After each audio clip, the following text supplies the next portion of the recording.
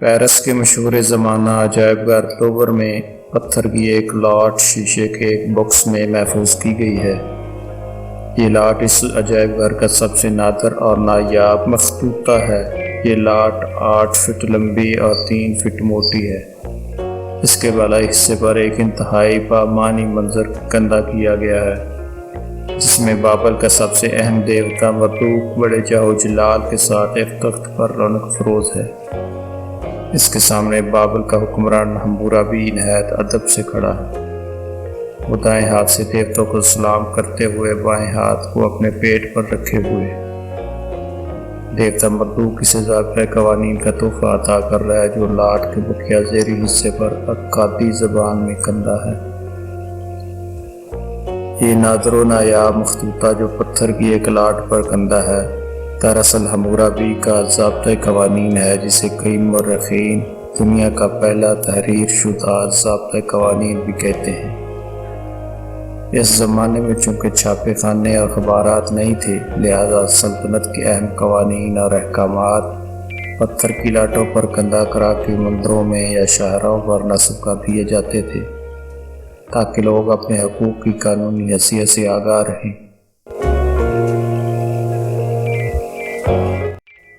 حمورابی کے ضابطۂ قوانین کی یہ لاٹ تاریخ کی سب سے پرانی لاٹ ہے۔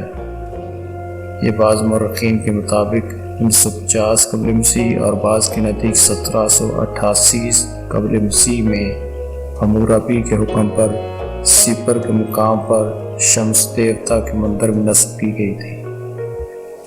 12ویں صدی قبل مسیح میں ایلام کا بادشاہ اس لاٹ کو فتح کے نشان کے طور پر اٹھا کر اپنے دارالحکومت سوس لے گیا اور وہاں نصب کر اہل ایلام کے زوال اور سوس کی تباہی کے بعد یہ لاٹ ہزاروں من ملبوں میں دب گئی اور 3000 سال تک دنیا کی نظروں سے اوجھل رہی۔ 1901 میں یہ فرانسیسی ماہرین نے آثار قدیمہ کو سوس کی کھدائی میں ہاتھ آئی۔ اتنی لمبی مدت گزرنے کے باوجود اس لاٹ پر سے فقط چند مقامات سے عبارت مٹی ہے، تاہم یہ لاٹ ابھی تک اچھی حالت میں کہیں کہیں سے تھوڑی بہت عبارت مٹ جانے کی وجہ سے حمورابی کے قوانین کی تقریباً 35 شقیں یا دفعات ضائع ہو گئی ہیں، لیکن چونکہ اس ضابطے کی کئی اور نقلیں بھی کئی دوسرے مقامات سے بازیاب ہو چکی ہیں، اس لیے ان کی مدد سے حمورابی کا یہ ضابطہ مکمل طور پر مرتب کر لیا گیا۔ اس ضابطہ میں کل 286 دفعات ہیں۔ ان دفعات کے مطابق اس ضابطہ کا ہر قانون اپنے عہد کے سماجی حالات اور ریاستی تقاضوں کی عکاسی کرتا ہے۔ بعض محققین کے نزدیک حمورابی کا ضابطۂ قوانین تاریخ کا پہلا ضابطہ نہیں ہے، بلکہ خود عراق ہی میں آثار قدیمہ کی کھدائی کے دوران اب تک 3 اور ایسے ضابطوں کا پتہ لگا ہے جو حمورابی سے پیشتر نافذ العمل تھے۔ ان ضابطوں میں سب سے پرانا ضابطہ ار کے بادشاہ ارنمو کا ہے۔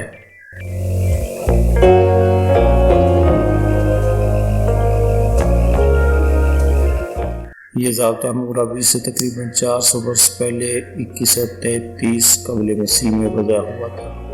دوسرا ضابطہ قانون ریاست شنونا میں رائج تھا، اس کی 61 دفعات تھیں۔ یہ بغداد کے مشرق میں اکادیوں کی ایک چھوٹی سی ریاست تھی۔ تیسرا ضابطہ قانون حمورابی کے پیش رو بادشاہ لبتشتر نے ریاست اسین میں نافذ کیا تھا، اس کی فقط 38 دفعات پڑھی جا سکتی ہیں۔ تاہم حمورابی کا ضابطہ اپنے پیش رو کے ان ضابطوں سے کہیں زیادہ جامع اور مبسوط تھا۔ اس ضابطہ کا آغاز ایک طویل تمہید سے ہوتا ہے، جس میں شہنشاہ نے قوانین کی غرض و غایت پر روشنی ڈالی ہے۔ ضابطے میں درج حمورابی کے ان قوانین کو 5 حصوں میں تقسیم کیا جا سکتا ہے، مثلاً املاک کے قوانین، لین دین کے قوانین، ضابطۂ فوجداری کے قوانین، ازدواجی زندگی کے متعلق قوانین اور غلام و آقا کے تعلقات کے قوانین۔ ان قوانین کے مطالعے سے اس دور کے معاشرتی زندگی کے بہت سے پہلو روشن ہو جاتے ہیں۔ مثلاً یہ پتہ چلتا ہے کہ بابلی لوگ محلوں اور معبدوں سے وابستہ طبقوں کے علاوہ معاشرے کے بہت سے طبقات میں بٹے ہوئے تھے۔ ان طبقات میں سے 4 اہم طبقات یہ تھے: اشرافیہ جن کو عدیلو کہتے تھے، مساکین جس کو مشکنو کہتے تھے، غلام جن کو بردو بولتے تھے، اور عام شہری مثلا تاجر، کاریگر، زمیندار، کاشتکار، باغبان، مزدور، گڈریے اور ملا وغیرہ۔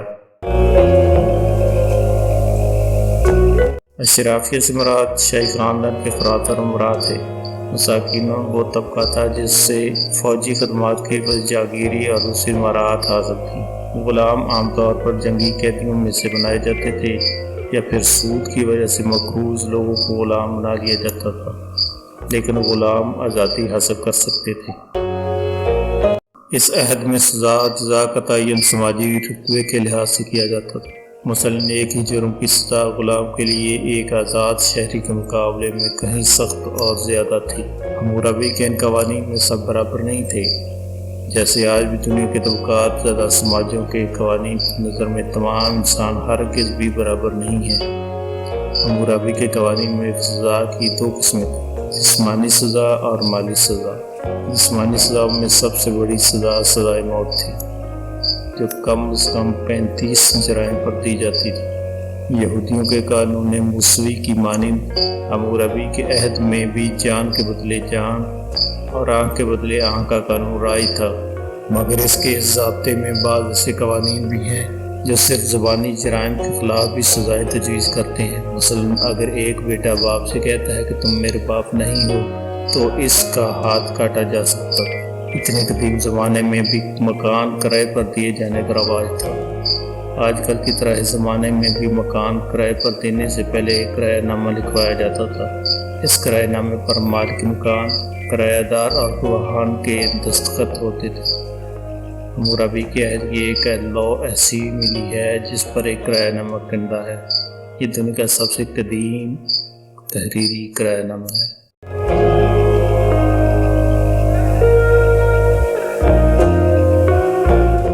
قرض اور سود کا چلن بھی عام تھا۔ قرض دار اگر قرضہ نقد ادا نہ کر سکتا تو اس کے عوض مساوی مالیت کا اناج بماسود، جس کی شرح 20% رائج تھی، ادا کر سکتا تھا۔ اگر کوئی قرض کا اپنے قرض دار سے زیادہ سود وصول کرتا اور یہ عدالت میں ثابت ہو جاتا تو تمام قرضہ ساقط ہو جاتا تھا۔ خیانت مجرمانہ ثابت ہو جانے پر خائن کو 5 گنا جرمانہ ادا کرنا پڑتا۔ البتہ اناج کی خیانت کی سزا صرف 2 گنا تک تھی۔ لین دین کے مقدمات میں گواہوں کی بڑی اہمیت تھی۔ ایسا کوئی مقدمہ قابل سماعت نہ تھا جس میں چشمدید گواہ موجود نہ ہو۔ ضابطے کے مطابق بابلی معاشرے میں شادی پر موجب ایک معاہدہ تھی۔ شادی سے پہلے اگر اس معاہدے کا معاملہ باقاعدہ طور پر طے نہ پاتا تو عدالت شادی کو تسلیم نہ کرتی تھی۔ مرد اور عورت دونوں کو طلاق کا حق حاصل تھا اور طلاق بھی باقاعدہ طور پر تحریر ہوتی تھی۔ چنانچہ طلاق نامے پر مشتمل ایک لوح بھی عصریتی کھدائیوں میں برآمد ہوئی ہے۔ پہلی بیوی کی موجودگی میں دوسری شادی کی اجازت نہ تھی۔ جہیز عورت کی ذاتی ملکیت تصور ہوتا تھا۔ اگر کوئی عورت بے اولاد مر جاتی تو اس کا جہیز اس کے والدین کو واپس کر دیا جاتا تھا۔ جائیداد نارینہ اولاد میں برابر تقسیم کی جاتی، جبکہ خواتین کا حصہ ان کی شادی کے موقع پر جہیز کی صورت میں دیا جاتا تھا۔ قانون تعمیرات کی روح سے نیا تعمیر شدہ مکان اگر معمار کے غلط تعمیر کرنے یا اس کی لاپرواہی سے گر جاتا تو دوبارہ تعمیر کے اخراجات معمار سے وصول کیے جاتے۔ اگر کوئی مکان تعمیراتی نقص کی وجہ سے گر جاتا اور مالک مکان اس میں دب کر مر جاتا تو معمار کی سزا موت تھی، اور اگر مالک مکان کا بیٹا اس میں دب کر ہلاک ہو جاتا تو پھر معمار کے بیٹے کو قتل کیا جاتا تھا۔